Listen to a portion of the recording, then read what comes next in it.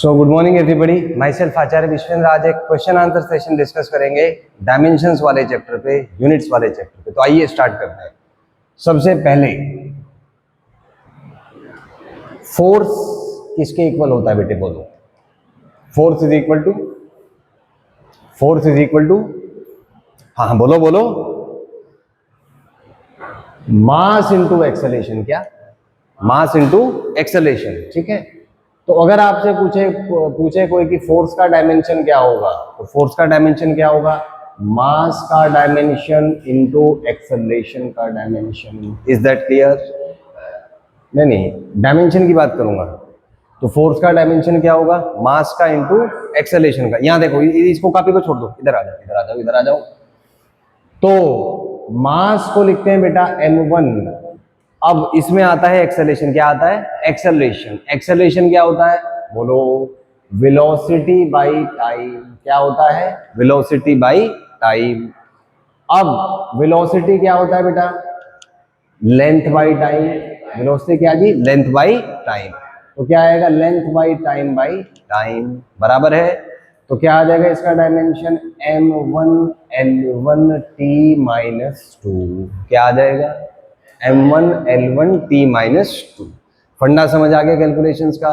तो क्या करने का है, पहले लिख लो। फोर्स होता क्या है भाई? Mass into acceleration. पता है कि नहीं? क्लास 9th में आता है, बराबर बात है। चले, अब बेटा डायमेंशन है तो ऐसे ना स्क्वायर टाइप से लगा दो। इसको कहते हैं डायमेंशन। क्या कहते हैं इसको? डायमेंशन। याद रहेगी बात, ऐसे जो ब्रैकेट लगाते हैं, बराबर है। तो क्या आएगा? Dimension mass, dimension of acceleration. अब मास होता है फंडामेंटल क्वांटिटी। कैसी क्वांटिटी? फंडामेंटल। एक्सेलरेशन फंडामेंटल नहीं होता, तो इसको क्या करो आप? चेंज कर लो। क्या करो? चेंज। कैसे चेंज करो भाई? एक्सेलरेशन क्या होता है? Velocity by time. क्या होता है? Velocity by time. फिर वेलोसिटी भी फंडामेंटल नहीं है, तो वेलोसिटी को क्या लिख लिया? Length by time. क्या लिख लिया? Length by time. तो इसका डायमेंशन क्या आ जाएगा आपका? m1 l1 t minus 2। बराबर बात समझ आती है? अगला वो करके ना इसको वो निकालो। हाँ, यहाँ पे इसको लिखना स्टार्ट करो। हाँ, प्रॉपर नोट करो। Force is this, dimension of this is this. नए पेज पे ना, मैं इतना कंटिन्यू कर देता हूँ। उसके बाद नेक्स्ट आता है यहाँ पर मोमेंटम। तो मोमेंटम आपका होता है mass into velocity. Dimension of momentum आएगा dimension of mass into dimension of velocity. Mass का होता है m1, वेलोसिटी का l1 t माइनस 1। तो मोमेंटम का जो डायमेंशन है वो हो जाएगा m1 l1 t minus 1। Third यहाँ पे आता है काइनेटिक एनर्जी। तो जो काइनेटिक एनर्जी है ये हो जाएगा आपका हाफ mv²। तो डायमेंशन इसका होगा भाई dimension of half, dimension of mass, dimension of v का होल स्क्वायर। तो यहां से हम कह सकते हैं हाफ, क्योंकि नंबर है तो इसका डायमेंशन होगा नहीं, डायमेंशनलेस होता है। मास का m1 और वेलोसिटी का आपका l1 t माइनस 1 और इसका होल स्क्वायर। तो यहां से सोल्व करेंगे तो काइनेटिक एनर्जी का डायमेंशन आएगा m1 l2 t माइनस 2। ये इसका डायमेंशन आ जाएगा। फोर्थ क्वांटिटी आप मान लीजिए प्रेशर। तो प्रेशर होता है जी फोर्स बाय एरिया। तो अगर ये फोर्स बाय एरिया है तो डायमेंशन ऑफ प्रेशर जो है आपका ये हो जाएगा dimension of force divided by dimension of area. और फोर्स का डायमेंशन होता है m1 l1 t minus 2। Area का होता है जी l2। तो इसको सॉल्व करेंगे m1 l minus 1 t minus 2 आपका आ जाएगा डायमेंशन ऑफ प्रेशर। लिखते चलो, आप लिखते चलो कंटिन्यू। ये मैं कंटिन्यू क्या नहीं कर रहे?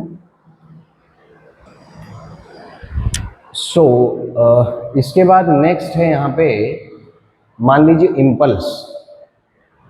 तो इम्पल्स जो है वो होता है चेंज इन मोमेंटम, इसलिए इम्पल्स का जो डायमेंशन होगा वो वही होगा जो चेंज इन मोमेंटम का डायमेंशन है, और चेंज इन मोमेंटम का डायमेंशन वही होगा जो मोमेंटम का है, क्योंकि मोमेंटम में से मोमेंटम घटाएंगे तो मोमेंटम ही आएगा।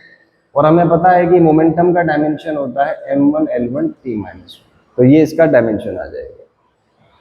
अगला आप ले लीजिए, अब ये तो बहुत से सिंपल क्वेश्चन है, थोड़ा सा इसको कॉम्प्लिकेटेड करेंगे। एक्सेलरेशन ड्यू टू ग्रेविटी या जो ग्रेविटेशन लॉ है उसमें कांस्टेंट आता है कैपिटल जी। आइए उसका डायमेंशन निकालते हैं। तो डायमेंशन निकालने के लिए हमें मैथमेटिकल रिलेशन पता होना चाहिए। तो रिलेशन है F is equals to G m1 m2 divided by R square. तो यहां से G आपका आ जाएगा F are square by m1 m2। तो यहां से G का डायमेंशन आ जाएगा F का डायमेंशन, R का डायमेंशन स्क्वायर अपॉन m1 का डायमेंशन इंटू m2 का डायमेंशन। तो फोर्स का जो डायमेंशन है वो होता है, हमने अभी कैलकुलेट किया, m1 L1 t minus 2। Distance का होता है L, तो ये L2 आ जाएगा, और मास का m1 और ये भी आपका m1। ठीक है, यहां से आप देखें इस वाले से ये कैंसिल हो जाएगा।